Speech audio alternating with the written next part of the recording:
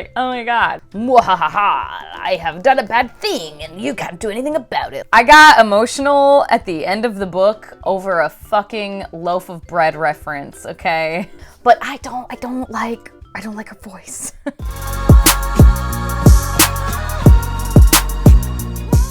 Well, hello. Welcome back to my channel. Just Shauna here to talk about some friggin' books.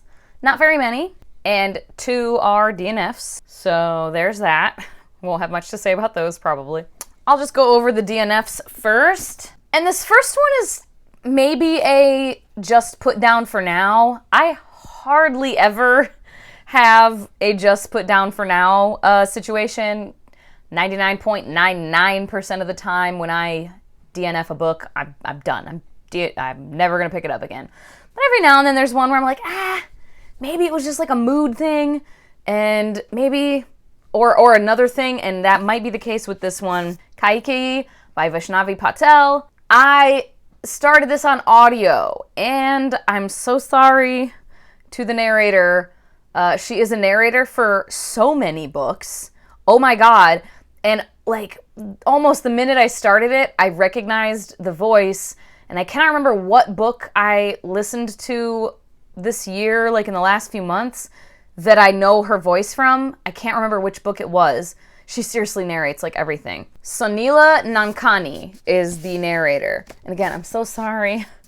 Clearly, she's doing well though. She's got lots of jobs. She's got lots of gigs. But I don't like her voice. I feel so bad. It's like she puts this tone, this very melancholy, morose, reading every line like this, and it's so sad all the time. And I can't. I don't like it. I don't know why. It feels so, like I said, morose, melancholy, overly angsty. I don't like it. So I don't know if that's why I wasn't getting into this, but I got, how much did I listen to? I don't remember. 11% in. And I just was not feeling invested in the characters or the story really at all. I might just like hold off on this. I might still unhaul it and just get it from the library later. I don't know. We shall see. But yeah, I DNF'd it for now at least. The other DNF I got much further into. It is Torn by Rowena Miller. And this one is adult fantasy, and I believe it's a trilogy. There's 3 books out right now, and I think that's all, but I'm not sure. I got 40% of the way into this, and not much was happening, really. It was a really cool premise. It is a charm caster who puts charms into clothing that she sews. She's a dressmaker. And other people can do charm casting into like satchels of herbs or like tablets, clay tablets and stuff, but she learned how to cast these charms into clothing, into the stitching. And she has a little shop. She's a dressmaker. Yeah, she's gotten out of poverty and whatever, but there's like nobility in this place, and rebellion is a brewing. And her brother, who she's very close with, he is very active in this rebellion. Mutterings of it are happening. There's meetings happening, protests, lectures, papers, and he's writing a lot of these papers to, talk about this, and it's like treasonous talk. And she's very nervous about it, right? Because she's like, this could like take away everything I've worked so hard for to have this shop, and like a lot of my clients are nobility, and why can't we just come to a place in the middle? And she meets a very, very high noble woman to make some stuff for her, and she has like a salon of intelligentsia that gets together to talk, and they talk about politics too. There's a lot of politics going on. And it's like from their side, and like some of the nobility is like, we should do more for the people. Like, I get why they feel the way they do, but also we can't have them out in the streets causing violence and things. And yeah, it's just that whole thing. Stuff's a brewing, right? And dude, I got 40% of the way into it, and like all that had happened was she had met this noble woman, made some stuff for her, gone back and forth between there and her shop, met a noble man that was kind of flirting with her, and she wasn't sure how to feel with that. her brother was fooling around with one of her shop girls, and she was like, stop it. And then her and her brother arguing several times about their differing views on the politics of all of this. And that was all that had happened in 190 pages. But I was kind of like, I'm liking where it's going though. First book, maybe it's just a lot of build-up, a lot of setup, whatever. But then the final chapter that I read, we meet the villain, the big bad, and he was just such like a mustache twirling, mwahaha, I have done a bad thing and you can't do anything about it. Like, he didn't literally say that, but that's the vibes I got. I was just kind of like, oh, I hate that. I hate it. And like I said, it was very slow. I wasn't real grabbed by anything, so I said, you know what? Let's just not, shall we? Next, a book that I finished, and I am so happy that I finished it, and spoiler alert, this was on my 5-star predictions list, and 'twas 5 stars. Nolan by Michael J. Sullivan. This is the first book in the new series, The Rise and the Fall, that takes place in between the Legends of the First Empire series and the Rhaenyra Chronicles and Revelations. So this one is taking place about 850 years after the end of Age of Empire, and therefore like 2,000 years before the start of the Rhaenyra books. Nolan is the son of the Emperor Nifron, who we met in the Legend of the First Empire series. So Nolan is half human and half Frey, or Elven. He has been sent off to fight in various wars in the 800-ish years since his mother's death. And now he has been sent to his inevitable death at his own father's command, he learns. And he has a childhood friend and love interest, Saffron, who is the daughter of characters from Legend of the First Empire as well. She's also half Frey, half human. She is back in Perseplicus, I think that's how you say it. The city, the capital of the empire where it all started, where the empire started. And she's trying to advocate for humans in Frey-dominated Perseplicus, and now has a sudden personal crisis when a disembodied voice sends her on an impossible mission in order to save someone she loves. So we are getting chapters from Nolan and then also from Saffron throughout. I'm gonna set this down. Oh yeah, and this is the limited or special edition hardcover of Nolan as well. I freaking love it so much. So yeah, for the characters, I loved them immediately, and I felt invested in them immediately, which is not surprising for Michael J. Sullivan's works thus far for me. Characters are always the best part, I guess, for me of his stories. But yeah, I felt invested in all of them. In Nolan, in Saffron, the side characters, Seymour, Arvis, who we don't even see that much, and all of the 7th Sick Ock crew that are with Nolan. Like, I could feel the camaraderie and the chemistry, like, right away between them. And I got emotional when Nolan and Saffron reunited, even though I hadn't seen them actually together throughout the whole book. But then when they were together again, I was like, oh my god, like I was very invested. And for world building, I mean, I love this world, so it's not surprising that I thought it was done very well. But the world obviously like looks different here than in the other series. And I really enjoyed seeing Perseplicus, this like famed city that you hear about in Rhaenyra a bunch. The plot and everything I thought made sense.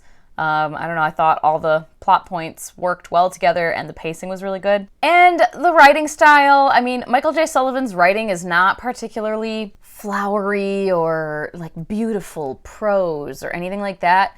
He just, I always say it, but he does the emotional gut punches so well.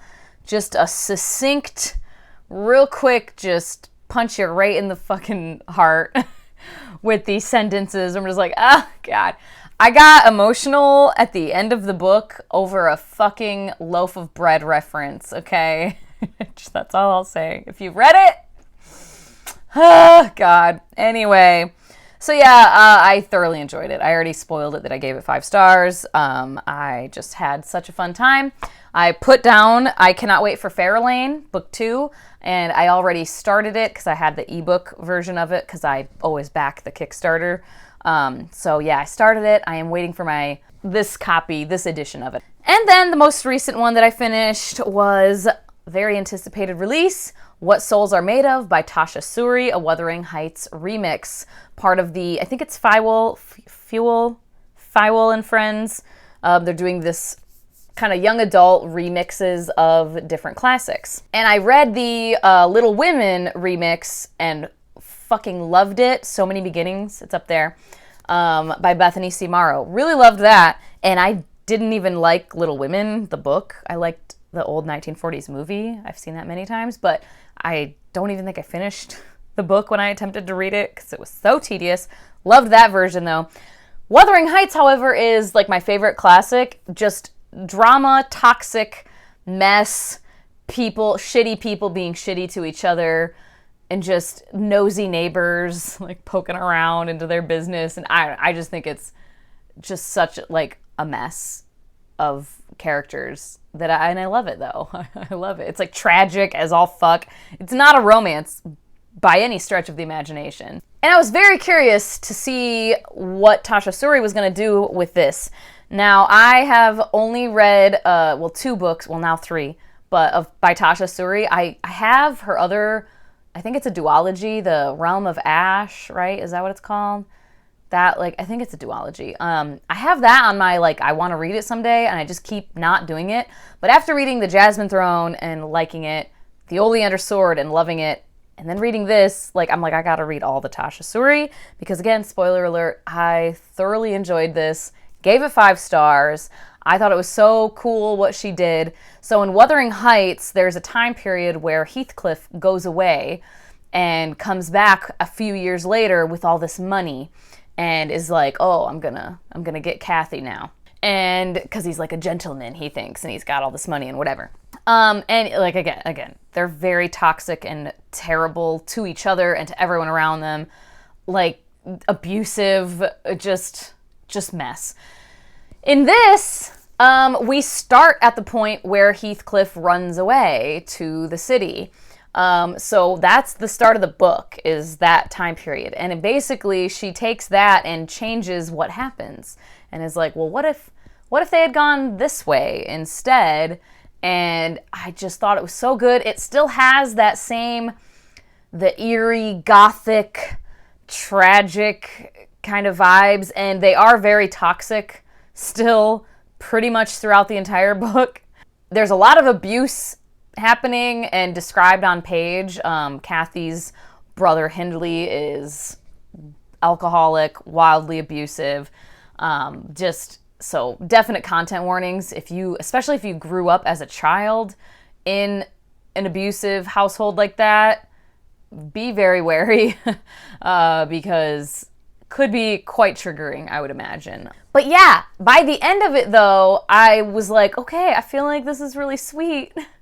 And I like where we ended up. So yeah, I thoroughly enjoyed it. I had many quotes to save for a young adult, I guess, kind of classic reimagining. I didn't anticipate that I would have. Most books that I read, especially fantasy though, but I don't know, I don't have that many quotes to save typically, but I had like 6 just from this book.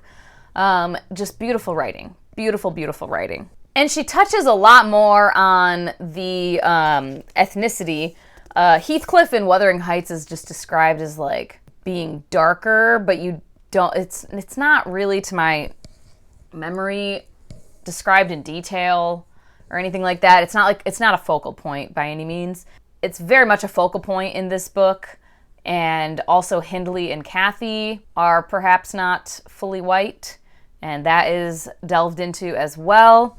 And there's a part where Heathcliff, because Heathcliff was found as a child and brought to their home to be raised with them, and he initially was speaking another language, and he meets someone who's speaking that language, and he's like kind of recognizing words, and he says, I could say, Give me another language. Stick a few more words through my ribs. Let's see what gets my heart bleeding. Help me work out what I am. He didn't tell me what he'd really meant. He just smiled at me. The smallest smile I'd ever seen, like a little flame struggling to stay alight in wind. Crap like that. I'm like, God dang it, Tasha Suri. At one point, Heathcliff telling Kathy he's jealous of her. She says, why would you be jealous of me? Because you never have to be away from you, he said seriously. You get all your brightness all the time, Kathy. The rest of us only get pieces. Like, just, oh my God, so lovely. So yeah, thoroughly enjoyed this, 5 stars. Yay. I would say still a pretty toxic love story overall. And like in the end, like I said, it's sweet, but I still, are they, you know, an ideal of romance to strive for? In ways, but in other ways, no, absolutely not. But yeah, I really liked it.